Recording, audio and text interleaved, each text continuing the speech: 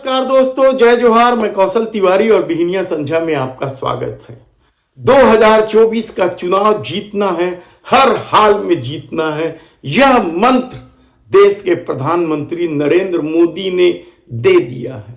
उन्होंने तो एक कदम आगे बढ़कर यह भी कह दिया है कि सितंबर तक उन्हें विदेशों से न्योता आने लगे हैं, यानी उनकी जीत पक्की है।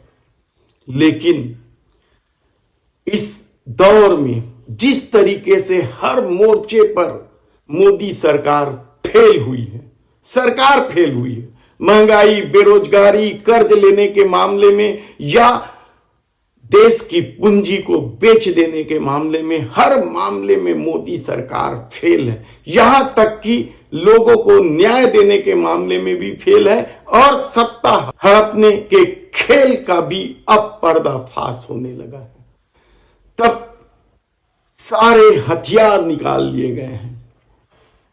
विरोधियों को कुचल दो, साम दाम दंड भेद के सारे हथियार भी अब जब फेल होने लगे हैं तो मोदी सरकार कौन सा हथियार चलाएगा कि उसे 2024 में जीत मिल जाए। इंडिया गठबंधन को भी तोड़ दिया गया। नीतीश कुमार, जयंत चौधरी सब भाजपा के पाले में चले गए हैं।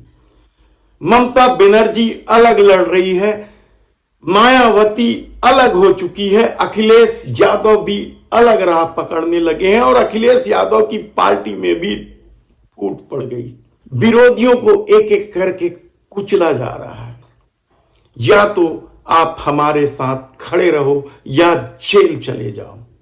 सारे हथियार तो इस दौर में निकाल लिए गए और ये हथियार एक एक करके फेल भी हो रहे हैं। महंगाई के सपोर्ट में लोग खड़े किए गए। बेरोजगारी नहीं है यह बताने के लिए नए नए आंकड़े दिए गए।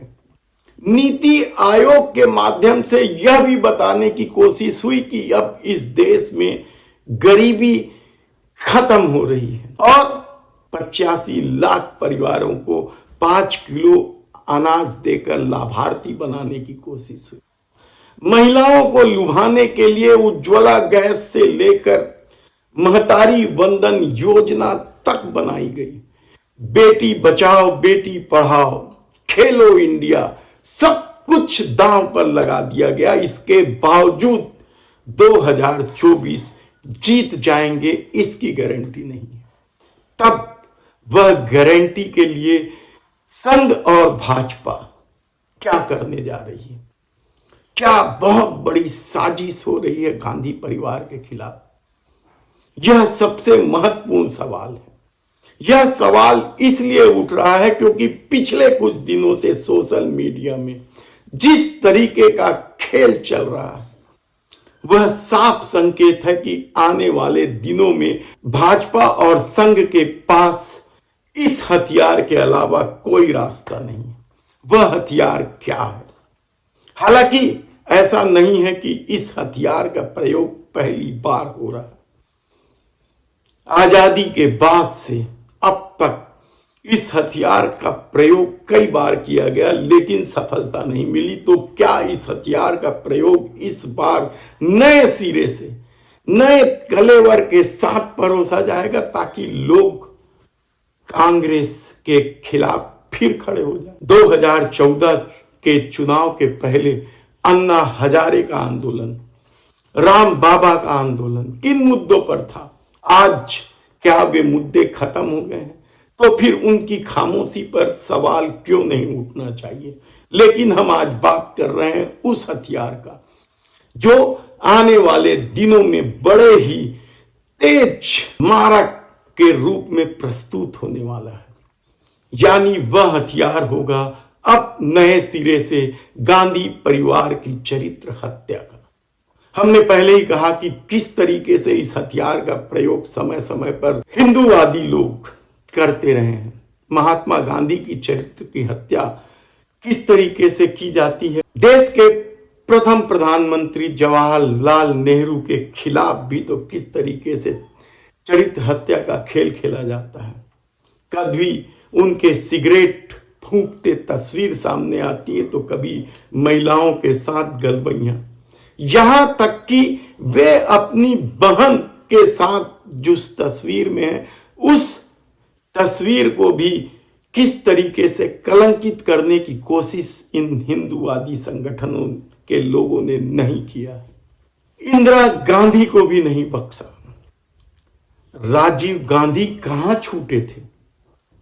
तब क्या एक बार नए सिरे से सोनिया गांधी, प्रियंका गांधी, राहुल गांधी की चरित्र हत्या का नया खेल शुरू होगा? यकीन मानिए, यह उन लोगों की पुरानी कोशिश है। झूठ अफवाह के सहारे नफरत की राजनीति में माहिर ये लोग नए सिरे से साजिश कर रहे हैं कहा जाए तो गलत नहीं होगा, क्योंकि हाल के दिनों में जिस तरीके से सोशल मीडिया में धीरे धीरे ही सही यह खेल शुरू हो चुका है। और यकीन मानिए कि मतदान की तारीख आते आते यह खेल बड़ा रूप लेने वाला है। लेकिन क्या इससे 2024 हासिल हो पाएगा? यह एक अलग सवाल है, क्योंकि सत्ता तो हर हाल में लाने की कोशिश होगी। इस दौर में सब कुछ यानी भाजपा संगठनों से जुड़े लोगों को छोड़कर किसे हिंदू विरोधी नहीं कहा गया है, किसे मुसलमान नहीं बताया गया है, किसे धर्म विरोधी नहीं बताया गया है, किसे राष्ट्र विरोधी नहीं बताया गया है। जिस लोगों ने मोदी सत्ता की करतूत पर सवाल उठाए वे सभी या तो राष्ट्रद्रोही हो गए या हिंदू विरोधी हो गए। तब ऐसे में राम मंदिर प्राण प्रतिष्ठा का दांव भी नहीं चल रहा है, विरोधियों को बदनाम करने की साजिश भी नहीं चल रही है, भ्रष्टाचार का खेल ही डाइल्यूट कर दिया गया, यानी तमाम भ्रष्टाचारियों को अपने पाले में रख लिया गया है।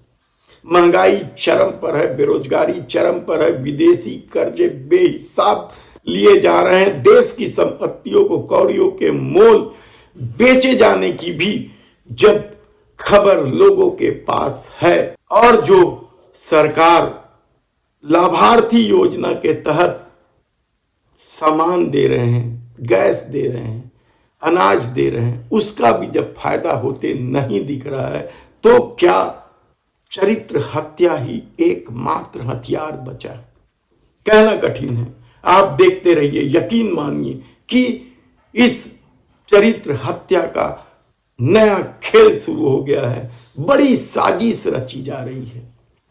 अजी सुनते हो, मुझे लगता है ये सेप्टिक लाइन चौक हो गई है या सेप्टिक टैंक भर गया है। अरे बाबा, इसमें चिंता की क्या बात है, अन्ना सेप्टिक टैंक क्लीनर है ना, बस एक कॉल कर दो, वो सब देख लेंगे।